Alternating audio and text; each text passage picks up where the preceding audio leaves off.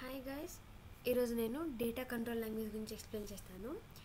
Already నా previous వీడియోలో data definition language and data manipulation languages అలానే డేటా క్వైరీ లాంగ్వేజ్ కూడా ఎక్స్ప్లెయిన్ చేశాను. సో ఇక్కడ ఏంటంటే నేను డేటా కంట్రోల్ లాంగ్వేజ్ అంటే మనకి రైట్స్, పర్మిషన్స్, యాక్సెస్ ఇస్తుందన్నమాట. సో ఓవరాల్ డేటా మీద కంట్రోల్ ఇవ్వడమే data control language work. So ఇక్కడ ఏంటంటే మనకి డేటా కంట్రోల్ లాంగ్వేజ్లో రెండు కమాండ్స్ చాలా ఇంపార్టెంట్. ఒకటి గ్రాంట్, రెండోది వచ్చేసి రివోక్. సో ఈ రెండు ఏం చేస్తాయి? రైట్స్ ఇవ్వడం, పర్మిషన్స్ ఇవ్వడం, యాక్సెస్ని డినే చేయడము, ఈ రెండింటి వర్క్. ఫస్ట్ ఏంటంటే గ్రాంట్. ఈ గ్రాంట్ ఏం చేస్తుందంటే జస్ట్ యూజర్స్కి తన యాక్సెస్ ఇస్తుంది. సో డేటాబేసెస్ ప్రివిలేజెస్కి ఇది యాక్సెస్ ఇస్తుంది గ్రాంట్ అనేది.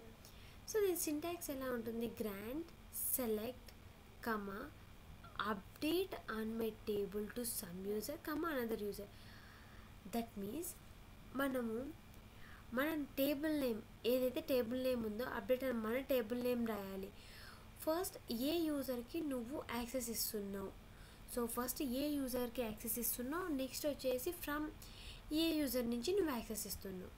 సో ఏ యూజర్కి నువ్వు యాక్సెస్ ఇస్తున్నావు, తర్వాత ఎక్కడి నుంచి అంటే ఏ అనదర్ యూజర్ నుంచి ఎక్కడ యూజర్ నుంచి యాక్సెస్ ఇస్తున్నావు అని చెప్పేసి ఇది చెప్తుంది. సో రివోక్ ఏం చేస్తుందంటే ఆల్రెడీ ఇచ్చిన యాక్సెస్ని తిరిగి తీసేసుకుంటుంది.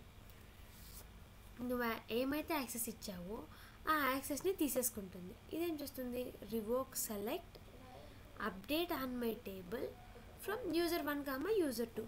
నువ్వు ఏ యూజర్కి అయితే యాక్సెస్ ఇచ్చావో ఆ యూజర్ నుంచి అది తన ఓల్డ్ యూజర్కి యాక్సెస్ని తీసేసుకుంటుంది. సో ఇది revoke and grant.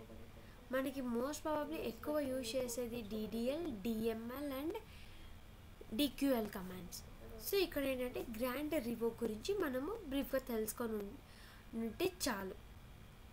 So next one is TCL. TCL అంటే ఏంటంటే transaction control language. So transaction control language ఇదేంటంటే ఒక గ్రూప్ ఆఫ్ టాస్క్స్ని సింగిల్ ఎగ్జిక్యూషన్ సిస్టమ్గానే ఎగ్జిక్యూట్ చేస్తుంది. చూడండి, transactions group set of tasks into single execution system.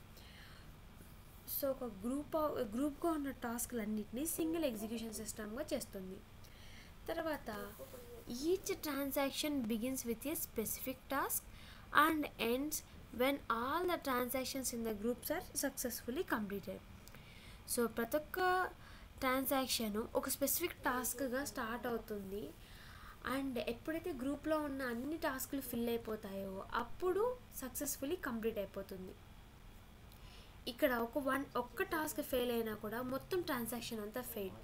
So ఏంటంటే అన్ని టాస్కులు పాస్ అయితేనే సక్సెస్ఫుల్లీ కంప్లీట్ అయినట్టు. ఒక్క ట్రాన్సాక్షన్ ఫెయిల్ అయినా అన్ని ఫెయిల్ అయినట్టు. ఇంకా ఇందులో ఉన్న కమాండ్స్ ఏమంటే commit, save point and then roll back. So commit అంటే ఏంటి? ఒక పాయింట్ దగ్గరికి అక్కడికి కమిట్ అవ్వడం. సో ఇక్కడ దాకా నేను కరెక్ట్గా డేటాని అప్డేట్ చేశాను, సో ఇక్కడ దాకా నేను డేటాని నెక్స్ట్ అప్డేట్ చేయలేదు అన్నప్పుడు ఎక్కడ దాకా అయితే నువ్వు డేటాని కరెక్ట్గా అప్డేట్ చేశాను అనుకుంటున్నావో అక్కడ దాకా నువ్వు కమిట్ అవ్వడం. సో కమిట్స్ ఏ ట్రాన్సాక్షన్ మీనింగ్ ఎలా ఉంటుందో కమిట్స్ ఏ ట్రాన్సాక్షన్.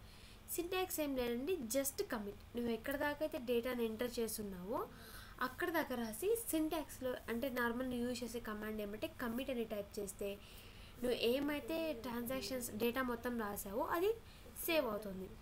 తర్వాత save point, sets A save point with in a transaction. So అంటే ఏంటంటే ఒక ట్రాన్సాక్షన్లో ఒక సేవ్ పాయింట్ని సెట్ చేయడం. ఎలా అంటే ఇప్పుడు నీకు ఒక 1000 ఎంప్లాయీస్ యొక్క లిస్ట్ని క్రియేట్ చేయమని చెప్పున్నారు. అప్పుడు నువ్వేం చేస్తావు? అప్ టు 800 దాకా ఎంప్లాయీస్ లిస్ట్ని క్రియేట్ చేసావు. నీకు 801 దగ్గర నీకు ఒక ఎర్రర్ అక్కర్ అయింది. నువ్వు దాన్ని రెక్టిఫై చేసుకోకుండా 810 దాకా నువ్వు డేటాని మళ్ళీ టైప్ చేస్తూ వెళ్ళావు. సో అప్పుడు నీకు ఎర్రర్ వచ్చింది. అప్పుడు నీకు ఎక్కడ దాకా వచ్చిందో నీకు ఎర్రర్ తెలియలేదు. అప్పుడు నువ్వేమవుతుంది? మొత్తం నీ డేటాని మొత్తం మళ్ళీ నువ్వు చెక్ చేసుకుంటూ రావాలి. ఓకే, 1000 ట్రాన్సాక్షన్స్ ఉన్నాయి, నువ్వు చెక్ చేసావు, ఓకే కంప్లీట్ చేయొచ్చు. అదే నీకు ఒక 10,000 ట్రాన్సాక్షన్స్, 1 lakh ట్రాన్సాక్షన్స్ ఇస్తే అంత డేటాబేస్లో మనం చెక్ చేయడం ఇంపాసిబుల్. సో ఏంటంటే నేను ఇప్పుడు ఏం చేస్తాను, ఒక 500 లేదా ఒక 100కి లేదా ఒక 500కి నేను ఒక సేవ్ పాయింట్ని క్రియేట్ చేస్తాను. ఆ సేవ్ పాయింట్ని క్రియేట్ చేస్తే ఏమవుతుందంటే అక్కడ దాకా నా డేటా క్లియర్గా ఉంది అనేసి మనకు అర్థమవుతుంది. సో ఎప్పుడైతే ఇప్పుడు నాకు 800 దగ్గరికి నేను ఒక సేవ్ పాయింట్ని క్రియేట్ చేశాను. సేవ్ పాయింట్ అక్కడ క్రియేట్ చేసినప్పుడు అదేమవుతుంది, 810 దగ్గర ఎర్రర్ వచ్చినప్పుడు నువ్వు మళ్ళీ దాన్ని వెనక్కి వెళ్ళి చెక్ చేసుకుంటే 800 దగ్గర దాకా నీకు ట్రాన్సాక్షన్ కరెక్ట్గా ఉంది. సో అప్పుడు రిమైనింగ్ 10 ట్రాన్సాక్షన్స్ చెక్ చేస్తే ఎక్కడ ఎర్రర్ వచ్చిందో నీకు అర్థమైపోతుంది. సో దానికి సేవ్ పాయింట్, ఆ సేవ్ పాయింట్ నేమ్ నువ్వు ఇక్కడ మెన్షన్ చేయాలి, ఎక్కడ నువ్వైతే సేవ్ పాయింట్ యూజ్ చేస్తున్నావు అని. తర్వాత roll back a transaction if in case any error occur. So ఇప్పుడు సేవ్ పాయింట్ దగ్గర దాకా వెళ్ళాలి అంటే మనం ఫస్ట్ వెనక్కి వెళ్ళాలి. ఆ వెనక్కి ఎలా వెళ్తాం, రోల్ బ్యాక్ అనే కమాండ్ మనం యూజ్ చేయాలి. సో ఏదైనా ఎర్రర్ అక్కర్ అయిందంటే రోల్ బ్యాక్ అనే కమాండ్ యూజ్ చేస్తే అది నువ్వు ఎక్కడికైతే సేవ్ పాయింట్ అనే పాయింట్ పెట్టని ఉంటావో అక్కడ దాకా నిన్ను తీసుకెళ్తుంది. సో ఇది ట్రాన్సాక్షన్ కంట్రోల్ లాంగ్వేజ్ అంటే. ఇక్కడ ఏంటంటే డిసిఎల్ లాంగ్వేజ్ అంటే ఏంటి, ట్రాన్సాక్షన్ కంట్రోల్ లాంగ్వేజ్ అంటే ఏంటి ఎక్స్ప్లెయిన్ చేశాను. ఇప్పుడు టోటల్గా అన్ని వీడియోస్ చూస్తే ఎస్క్యూఎల్ స్టేట్మెంట్స్ ఆర్ లాంగ్వేజెస్ మొత్తం నేను ఎక్స్ప్లెయిన్ చేసేసాను. సో ఇప్పుడు మీకు ఎలాంటి డౌట్స్ కానీ క్వైరీస్ కానీ ఉన్నా కామెంట్ సెషన్లో కామెంట్ చేయండి. సో నేనేంటంటే మీ కామెంట్స్ అన్నీ కూడా నేను ఖచ్చితంగా రిప్లై పెడతాను. సో తర్వాత నా వీడియో నచ్చిందంటే లైక్ చేసి షేర్ చేసి సబ్స్క్రైబ్ చేయండి. Thanks for watching my video.